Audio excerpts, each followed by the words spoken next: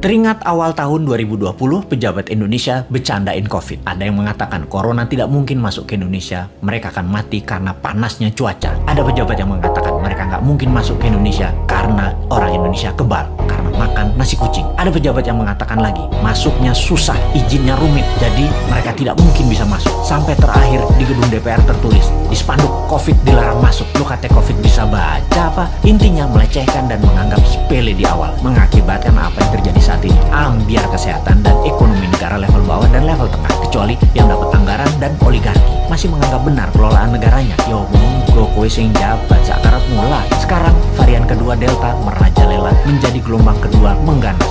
Mulai disalahkan rakyatnya nggak kuat sama PPKM aja mengeluh, apalagi di lockdown. Nah kok ngene sih sampean bernegaranya cak, kok nuduh rakyat? Bentar, jangan-jangan kalau di lockdown 100% dengan darurat militer plus dikasih cuan selama 14 hari langsung reda COVID-nya ketimbang di PPKM kan, dimana 80% manusia masih pada ngider bingung sih tepatnya. COVID jadi tetap merajalela karena ikut bergerak juga mengikuti cangkangnya. Sudahlah, pokoknya nggak ada lockdown, adanya PSBB, lalu PPKM, lalu nanti muncul singkatan baru dan apalagi strateginya, ya terserah. Lalu sibuk vaksin sana sini, tahu-tahu ada strain mutasi baru, Lambda, jreng, kaget lagi. Dimana Lambda ini katanya anti vaksin, kebal vaksin. Apa sih sebenarnya yang terjadi? Vaksin sama virus kok pinter-pinteran begini, sakti-saktian, punya jurus di atas jurus, karena bernegaranya punya gaya sendiri, gak mau denger ilmu selain ilmu orang di sekitar istana. Maka ya gak apa-apa kita gak dianggap, walaupun kita selalu memberi solusi melalui sosmed. Kita ingatkan versi lain, pernah kita berikan solusi pakai gelang hijau, fokus di daerah hijau,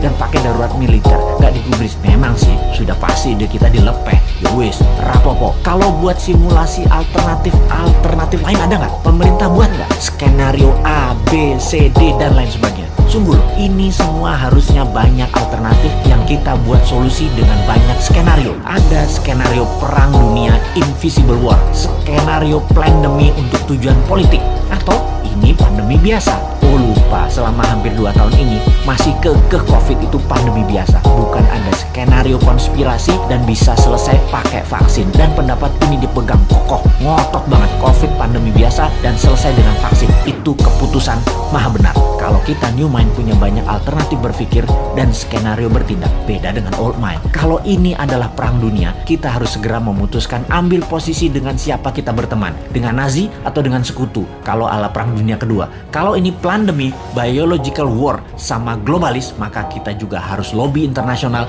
dengan big pharmacy. Kalau ini pandemi dengan tujuan politik, kita pepet lawannya musuh kita. Ini dari sisi hulu, dari biang masalahnya. Kalau dari sudut pandemi globalis yang terus menginginkan kendali kesehatan, maka apa yang terjadi kalau vaksin sudah 100% populasi di Indonesia, ternyata pandemi COVID tidak hilang juga? Beli vaksin lagi? Lama hal ini sudah kita pertanyakan, namun pejabat bilang tidak mungkin, pasti hilang dengan vaksin. Iya, paham. Kalau tidak selesai, ya nggak dijawab. Lalu yang dia bilang adalah, lo ngeyel sih. Oke, kalau New Mind bagaimana? Punya skenario lah kalau New Mind. Skenario kalau COVID tidak bisa selesai oleh vaksin. Cara berhitungnya sederhana. Kalau terpapar 20.000 per hari, maka sebulan 600.000, setahun 7 jutaan. Saat ini 3,5 jutaan, alias total sampai akhir tahun 2022 bisa mencapai 15 jutaan. Dan ini baru memapar 5-10% populasi. Dimana kalau ternyata vaksin tidak menyelesaikan penyebaran COVID, maka 7 tahun COVID baru hilang dari bumi Nusantara. Karena untuk herd imunitas harus 70% tercapai. New Mind agar tidak bertele-tele solusi kesehatannya, ditambah memfokuskan solusi COVID adalah pakai imunoterapi, imunomodulator, stem cell, dendritic cell, multivitamin booster, dan sejenisnya. Selain vaksin yang ada, pakai printing money modalnya supaya stok siap di akhir tahun 2021 ini. Kita tambah skenario, apa yang terjadi kalau setiap 3 bulan varian baru dimunculkan. Lambda yang terbaru misalnya, ini sudah diluncurkan dan sudah terdeteksi di 26 negara, sudah terpapar. Malaysia tuh masih 0 kasus, tapi sudah panik sejak bulan lalu dan mulai membuat persiapan macam-macam dilakukan. Karena yang Lambda ini kebal terhadap vaksin. Imunitas tubuh manusia yang bisa menyelamatkan diri sendiri dikasih booster. Kalau pejabat sekarang tahu nggak ya tentang Lambda, Theta, Upsilon yang bakal muncul? Atau tahu apa enggak juga kita nggak tahu. Punya rencana apa menanganinya juga kita nggak tahu. Atau nggak percaya bakal ada Lambda, bakal ada Upsilon, bakal ada Theta seperti awal tahun 2020 kemarin. Ya monggo, Jadi, kalau vaksin tidak menyelesaikan masalah ditambah varian baru yang lebih kuat muncul, mau PPKM karet berapa lagi? Karet 4 seperti sekarang aja jebol. Kalau karet 10, pedes banget ya. Masih belum nyadar juga ya bahwa solusi selama 2 tahun ini belum terlalu tepat. Setidak tepat selalu berhutangnya untuk hal yang tidak produktif di dalam bernegara. Ayolah melobi globalis. Bisa kan? Ngerti? Cuma nanya, jangan marah dong bos. Aku ya ora paham. Cuman kasihan rakyat aja.